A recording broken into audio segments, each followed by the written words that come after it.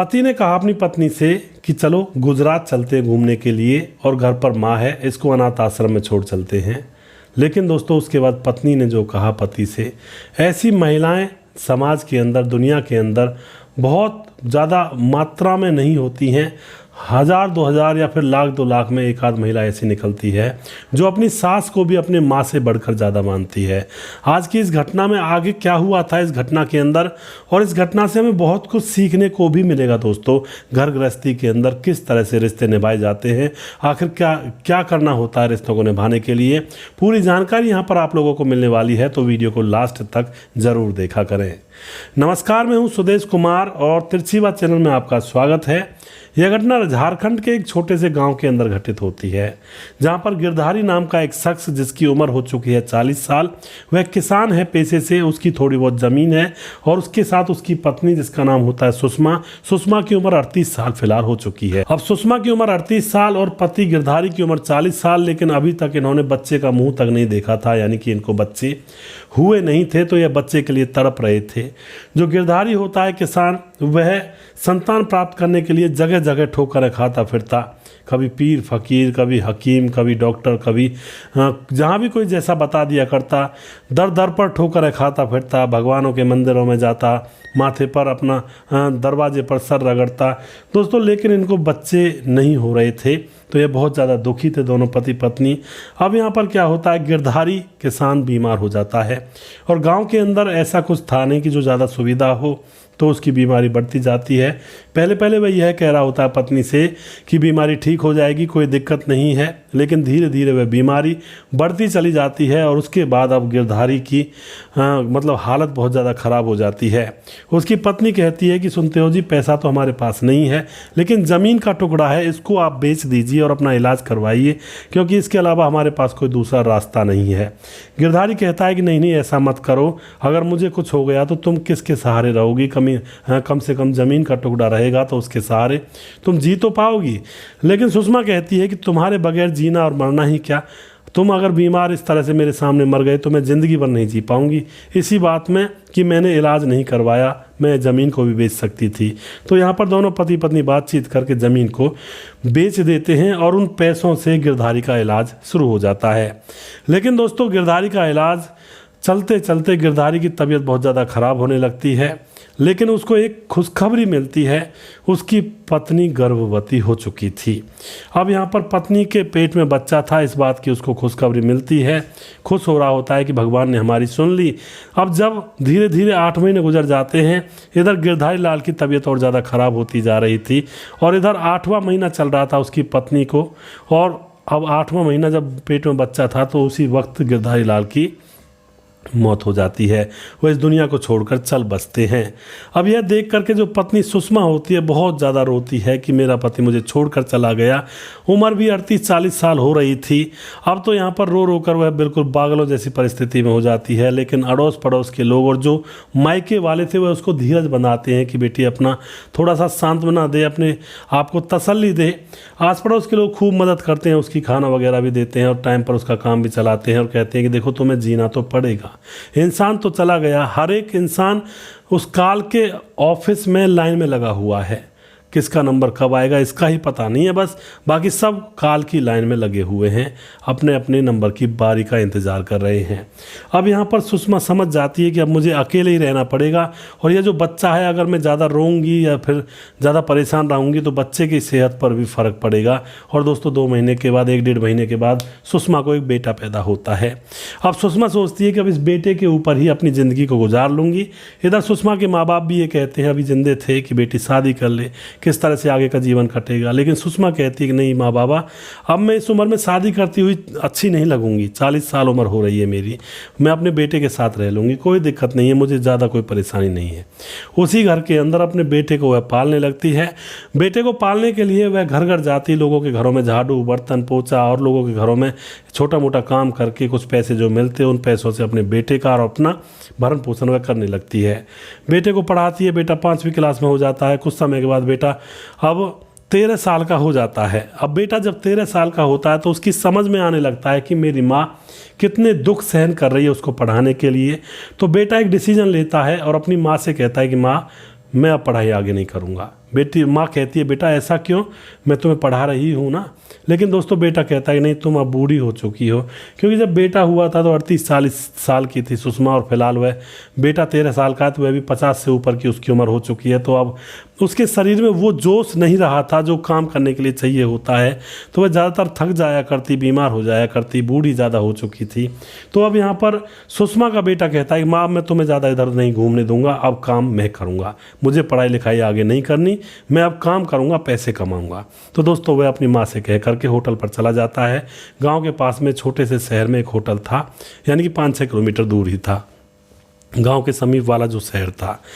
उसके बाद वहाँ जाकर के पहले बर्तन वगैरह साफ़ करने लगता है, फिर वहाँ पर कुछ थोड़ा बहुत वेटरी का काम करने लगता है। इसी तरह से होटल के अंदर काम करता है, वहाँ से पैसे मिलते हैं और पैसों को लाकर माँ को दे देता। अब इन माँ बेटे का गुजारा अच्छे से हो रहा था। उसके बाद दोस्तों धीरे धीरे अब वह लड़का 18 साल का हो जाता है और अब काम करते करते काफ़ी दिन गुजर चुके थे, तो अब वह उस होटल का शेफ बन चुका था, यानी कि होटल के अंदर खाना बनाना उसको आ गया था और खाना बनाया करता था, और उसकी सैलरी भी होटल वालों ने अब बढ़ा दी थी। तो माँ बेटे का गुजारा अच्छे से हो रहा था, कोई परेशानी नहीं थी। अब जब वह बेटा बहुत अच्छा शेफ बन चुका था, तो अब होटल वाले कहते हैं कि गुजरात में हमारी एक दूसरी ब्रांच है और तुम्हें वहाँ पर जाना होगा, क्योंकि तुम बहुत ही कुशल कारीगर हो, तो हमें वो ब्रांच अच्छे से चलानी है जिससे कि वहाँ पर कस्टमर आए, तो तुम्हें जाना होगा, तुम्हारी सैलरी हम बढ़ा देंगे। अब यह बात आकर के वह अपनी माँ से कहता है कि माँ होटल वाले मुझे अपनी दूसरी ब्रांच गुजरात भेज रहे हैं और अब क्या करूँ, कैसे करूँ। तो माँ कहती है बेटा तू जा, वहाँ पर तेरी तनख्वाह बढ़ रही है और तुझे दुनियादारी का ज्ञान भी होगा, जब बाहर निकलेगा तो तुम्हें पता चलेगा कि लोग किस तरह के रहते हैं। उसके बाद वह कहता है नहीं माँ, तुम्हें अकेला छोड़कर नहीं जा सकता, क्योंकि तुम यहाँ पर अकेली किस तरह से रहोगी, बीमार भी हो जाती हो, दवाई गोली भी कौन लाएगा। तो माँ कहती है कि बेटा ऐसा करो, तुम शादी कर लो, तो तुम फिर अपनी पत्नी को मेरे पास छोड़ जाना।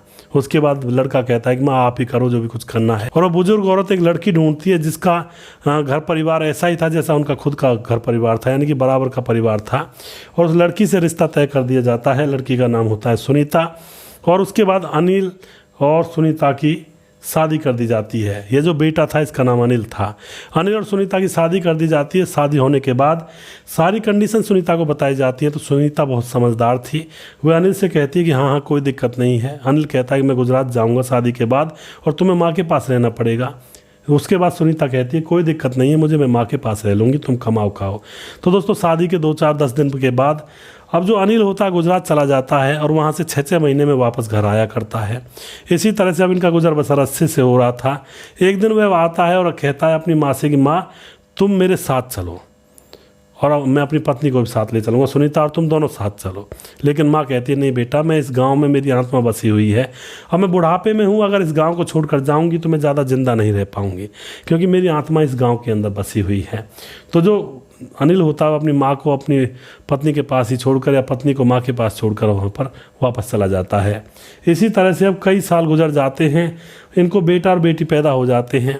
अब दोस्तों यहाँ पर जो अनिल होता वह भी उम्र दराज हो चुका था और उसकी माँ जो कि 70 और 80 के बीच में थी, अब वह उसी होटल में काम करता गुजरात में और बहुत अच्छी खासी उसकी सैलरी, गाड़ी वगैरह भी ले ली थी उसने। अब वह फिर से अपने गांव आता है और गांव आकर के अब की बार वह अपनी पत्नी से कहता है कि ऐसा करते हैं, माँ तो चलने का नाम लेती नहीं है और बच्चों को और तुम्हें मैं गुजरात ले चलता हूँ।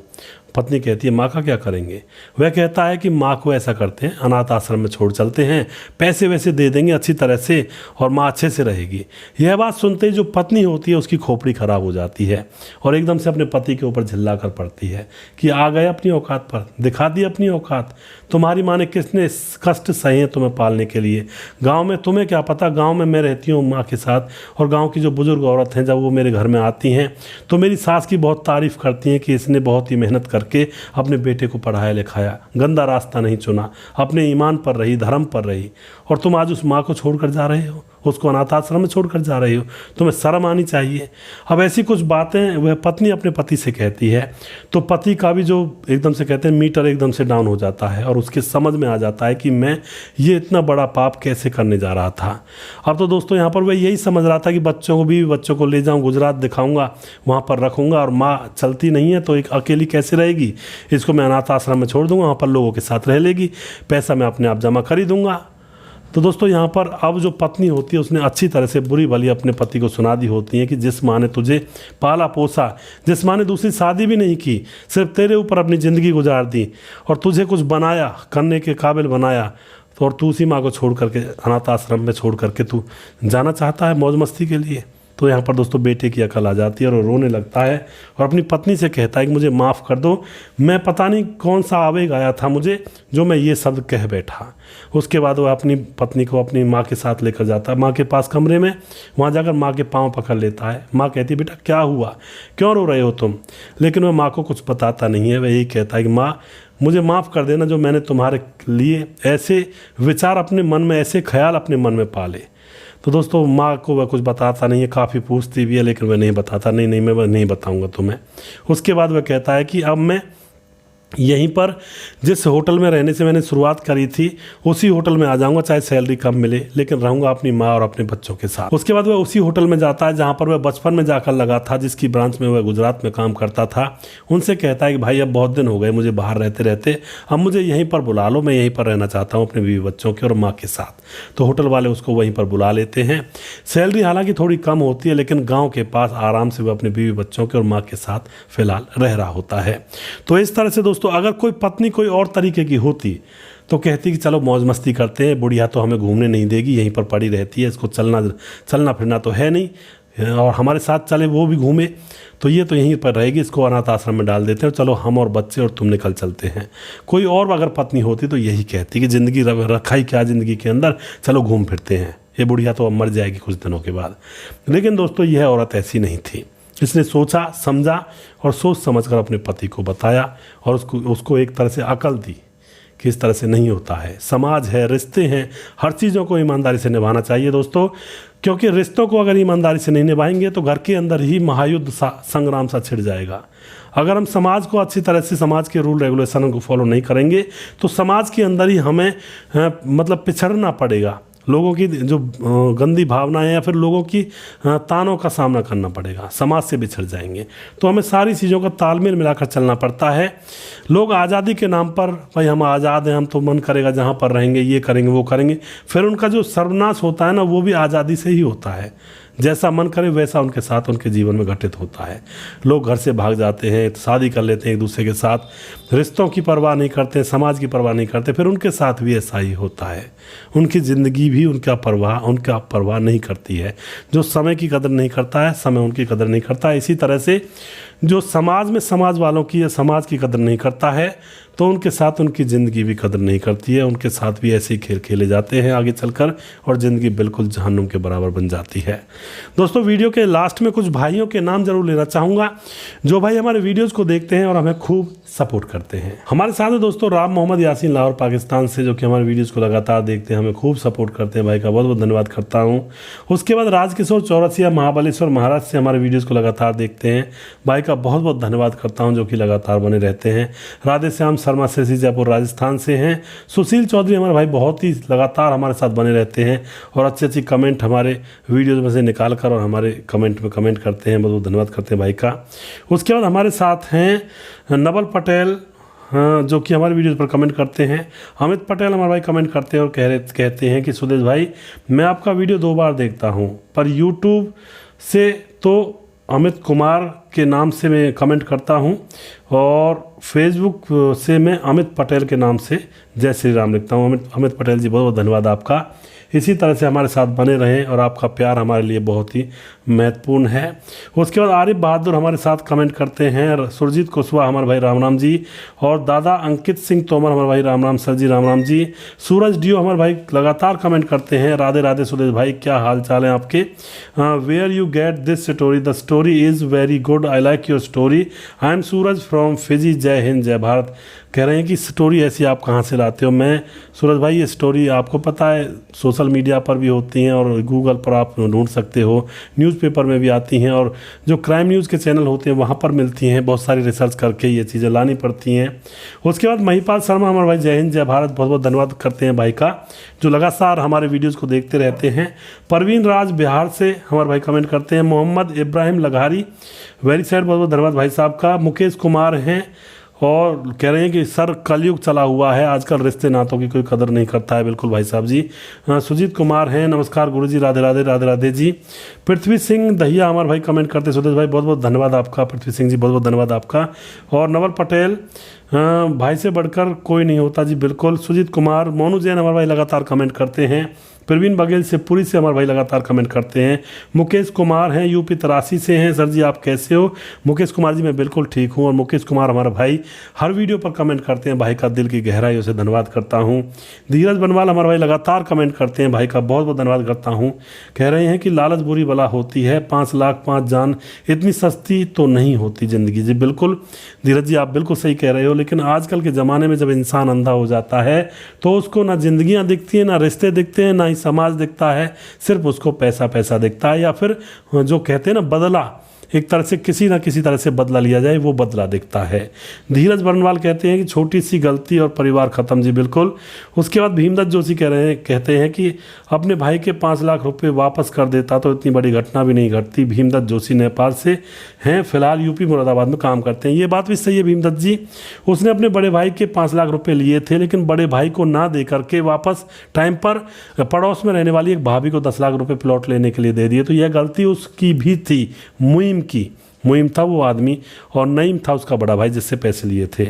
सुजीत कुमार हमारे भाई दोबारा से कमेंट करते हैं, भाई का बहुत बहुत धन्यवाद करता हूं। सभी भाई लगातार बने रहें। जयेश विसारिया जी कमेंट नहीं कर रहे हैं, आप लगातार कमेंट करें और आपका हम इंतज़ार कर रहे हैं। अगला वीडियो बहुत जल्दी फिर से लेकर आऊँगा, तब तक आप खुश रहें, सावधान रहें। जय हिंद, जय भारत।